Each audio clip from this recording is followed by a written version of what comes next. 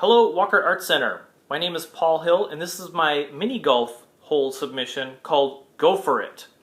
It is an homage to the original golf movie Caddyshack. Captain America here will play our player for today. There will be some steps for shorter people or children next to the golfer. And what a player will do is drop their ball into the top of the golfer, where there will be a hole. That hole will lead through a pipe where the ball will shoot out the golfer's mouth. Coming out of the mouth, the ball will hit a ramp that includes tone bars. And these tone bars are readily available for outdoor playground equipment. And they are actually going to play the theme song from the beginning of the movie by Kenny Loggins' I'm All Right. So these first three tone bars are spaced a little ways away and at not a very steep angle because the notes last a little while. Then we have a little turn here to get the rest needed for the next measure of music. So I'm all right, pause, nobody worry about me. And so that's the theme song.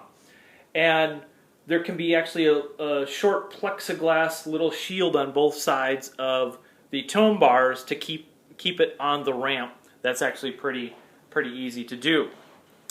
Now after the ball exits the ramp, it hits the putting green and will run into this pitchfork. Now the pitchfork is in reference to Bill Murray's character of the groundskeeper, Carl Spackler, relating a story to another caddy about how he caddied for the Dalai Lama. Now the cool thing about this is it adds a little bit of chance to the game because the ball could come off the ramp and hit almost any of these tines. And it may bounce one direction or another or actually get through the pitchfork. So it adds a little bit of a chance there to play. Now on the putting green, we'll see some gray clay or clay-ish rodents. And those again are a reference to the groundskeeper and his enemy, the rodent, on the golf course. And two of these, one here and one near the hole, will also include gopher trenches, which will be built up above the putting green, say maybe 6 or 8 inches. And you can see those pretty clearly at the very beginning of the movie. And that'll make play a little bit more challenging if the ball is anywhere near those. So they'll just be built up to look like dirt and sod and grass. Now the border of the putting green will have these flowers, which are in reference to when the greenskeeper takes a weed whip to some chrysanthemums. So I imagine these will be about a foot tall, about 8 inches in diameter, and just stuck into the wooden border of the putting green. The great thing about this is they will, if your ball gets stuck or lands underneath one of them, it'll make play a little bit more challenging. But we'll make sure to put the flowers far enough apart that anybody can enter the putting green at any spot. There really is no entrance. They're far enough apart you can just step right up into it.